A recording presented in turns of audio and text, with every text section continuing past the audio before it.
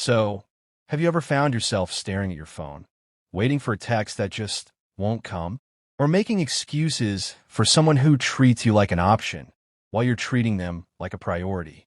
Or maybe just looking back at a past relationship and thinking, as the writer Mandy Hale perfectly put it, sometimes you have to accept that some people are a part of your history, but not a part of your destiny. Yeah, we've all been there.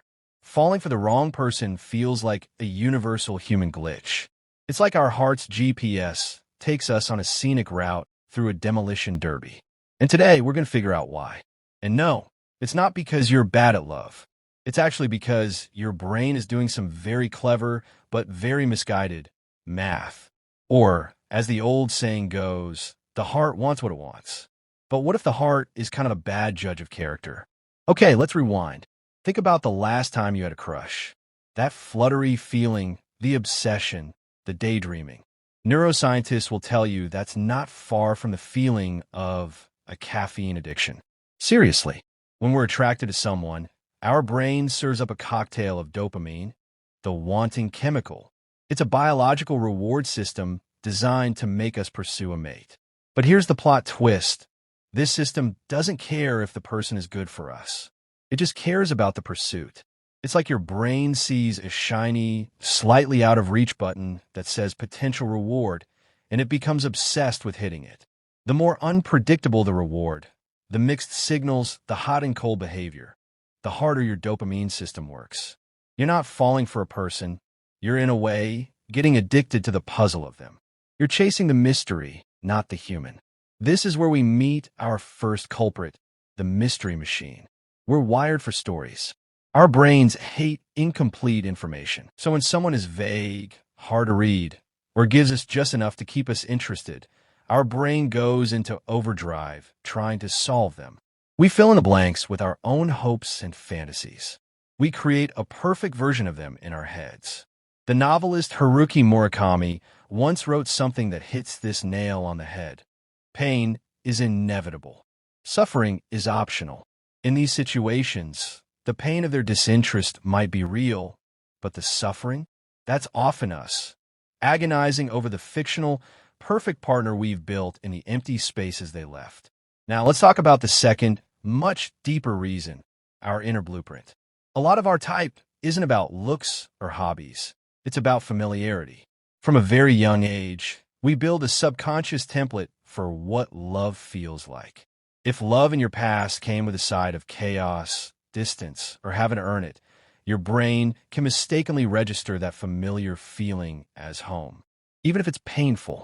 So when you meet someone who feels excitingly familiar in that intense, dramatic way, your old blueprint lights up.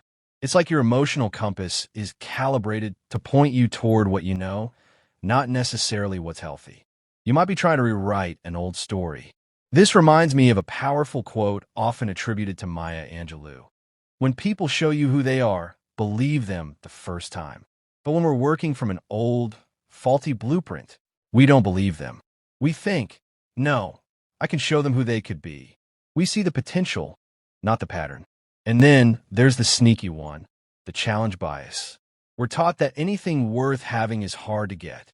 So when someone is disinterested or difficult, a part of us goes, this must be valuable. This is the prize. Meanwhile, the perfectly nice, available, emotionally stable person who texts back on time can feel boring in comparison. Our drama-hungry brain confuses anxiety for excitement. The philosopher Aristotle had a point about habits when he said, "We are what we repeatedly do." And if we repeatedly pursue chaos, we become people who are comfortable in chaos. We start to think that's just how love is. Let me give you a silly, real-life example. It's like going to carnival. The flashy, broken-down roller coaster with the sketchy safety bar is weirdly alluring. It's dramatic. The safe, smooth, enjoyable merry-go-round right next to it, that's for kids. But at the end of the night, the roller coaster gave you a headache and stole your wallet. We keep choosing the roller coaster because we think love is supposed to be a thrilling, terrifying gamble. So what's the way out? Awareness. It starts by pausing the fantasy and asking the real questions. How do I feel most of the time with this person? anxious, or at peace? Do I like who I am when I'm with them?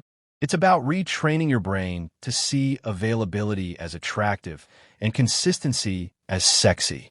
It's about understanding that a healthy, deep connection might not have the dizzying highs of the initial chase, but it also doesn't have the soul-crushing lows. It's a steady, warm campfire, not a fireworks show. It's about learning to trust the quiet, solid ground over the thrilling, unstable cliff edge. To wrap this up, I'll leave you with one last thought from the poet Rumi. Your task is not to seek for love, but merely to seek and find all the barriers within yourself that you have built against it. Often, falling for the wrong person is about those barriers, the old blueprints, the addiction to drama, the fear of something truly simple and good. The right person won't feel like a puzzle you're exhausted from solving. They'll feel like an answer to a question you've finally learned how to ask. Thanks for watching. If this resonated, give it a thumbs up and share your thoughts or stories in the comments below. Let's get a conversation going. And subscribe for more chats about the messy, wonderful world of human connection. See you in the next one.